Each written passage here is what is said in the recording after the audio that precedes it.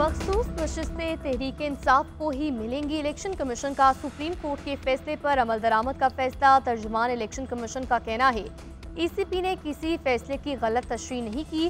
जिन उम्मीदवारों ने party ticket और डिक्लेरेशन आरओ जमा नहीं कराया, रिटर्निंग अफसरान के लिए मुमकिन नहीं था वो उनको पीटीआई उम्मीदवार डिक्लेयर करते। इलेक्शन कमीशन से इस्तीफे का मुतालबा मुज़हिका खेज और काबिल मज़म्मत है। कमीशन किसी दबाव को खातिर में न लाते हुए आइन और कानून के मुताबिक काम करता रहेगा।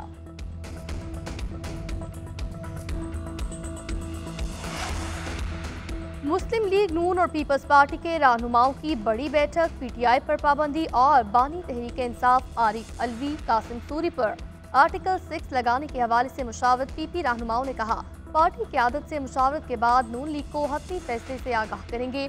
दोनों पार्टियों के रहनुमाओं की मुलाकात में पंजाब में पेशरफ्त का जायजा। सदर आसिफ अली जरदारी की जेर सदारत पीपल्स पार्टी की आला क़यादत का भी इजलास। पीपी रहनुमाओं का कहना है पीपल्स पार्टी विफाकी हुकूमत की इत्तेहादी जमात है, हर आईनी और कानूनी फैसले के साथ खड़ी होगी। तहरीक इंसाफ का रवैया जमहूरी नहीं तहरीक। इधर मखसूस नशिस्तों के हवाले से पीपल्स पार्टी का सुप्रीम कोर्ट में नजरसानी दरख्वास्त दायर करने का फैसला।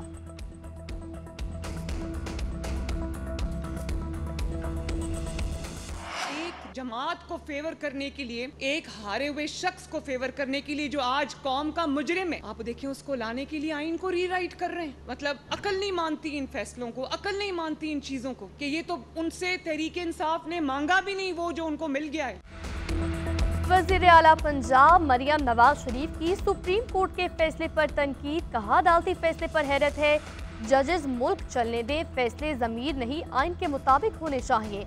मुल्क का ये हाल गलत अदालती फैसलों की वजह से है। जब भी मुल्क तरक्की के रास्ते पर आता है ऐसा फैसला आता है कि अक्ल दंग रह जाती है।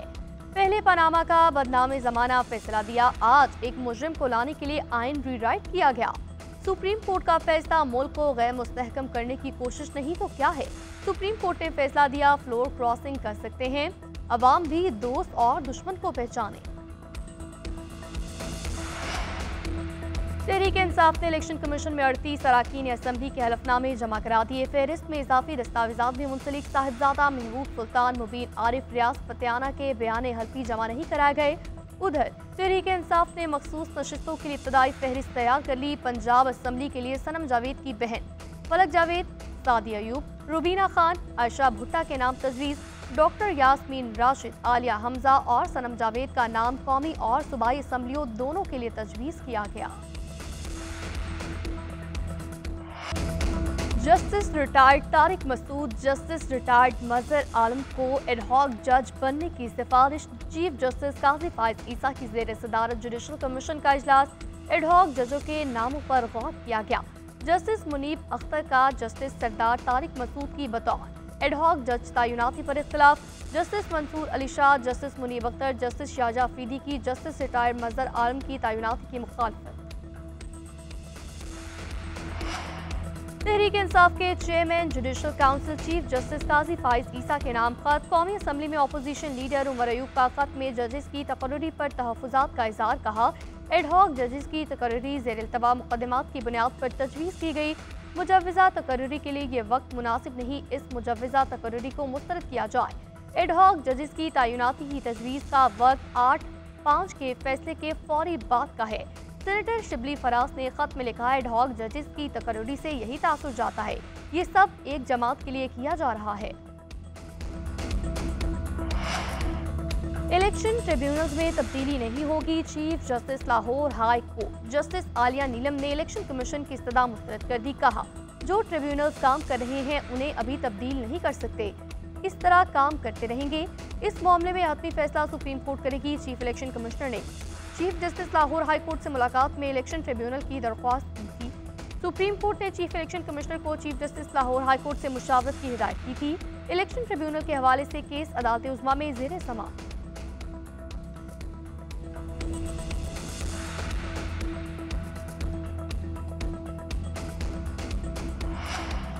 Tehreek Insaf intra party election case समाअत के लिए मुकर्रर। इलेक्शन कमीशन 23 जुलाई को समाअत करेगा। चीफ इलेक्शन कमिश्नर की सरबराही में 5 रुकनी बेंच केस सुनेगा। इलेक्शन कमीशन ने कॉज लिस्ट जारी कर दी। इलेक्शन कमिश्नर ने बैरिस्टर गौहर खान रऊफ हसन को नोटिस जारी कर दिया।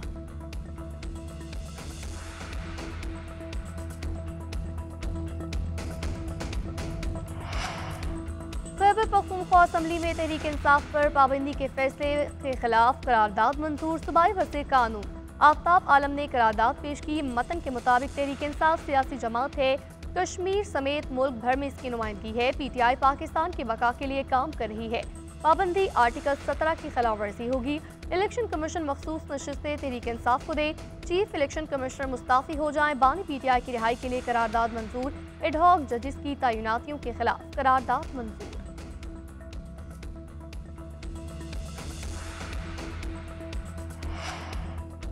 इद्दत के दौरान निकाह केस में बानी PTI और बुशरा बीबी की बर्रियत चैलेंज। खावर मालिका ने सेशन कोर्ट के फैसले के खिलाफ अपील दायर कर दी। इस्लामाबाद हाई कोर्ट से सेशन कोर्ट का फैसला कलअदम करार देने की सदा। दरख्वास्त में बानी PTI, बुशरा बीबी और विफाक को फरीक बनाया गया। अदालत ने 13 जुलाई को बर्रियत का फैसला जारी किया था।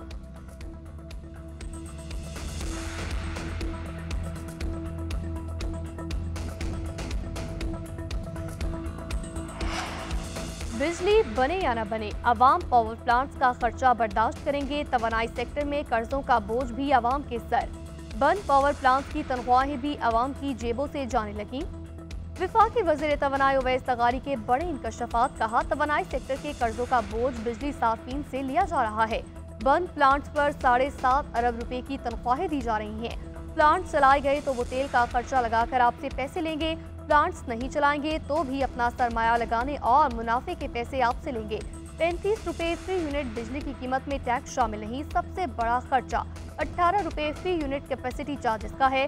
साबिक हुकूमत ने सियासी फायदे के लिए कीमत नहीं बढ़ाई थी। उसूली तौर पर हर साल आहिस्ता आहिस्ता कीमत बढ़ना चाहिए थी।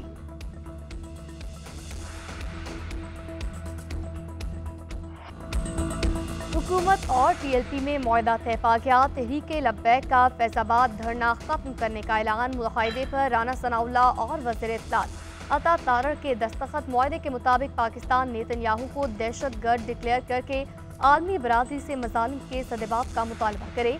तमाम इसराइली मसनूआत का बाइकॉट करे। फ़लस्तीन की इमदाद बढ़ाई जाए। हुकूमत फिलफौर फ़लस्तीन को ग़ज़ाई इमदाद भेजेगी। हुकूमत डॉक्टर आफिया सिद्दीकी को रिहाई के लिए कोशिशें तेज करे।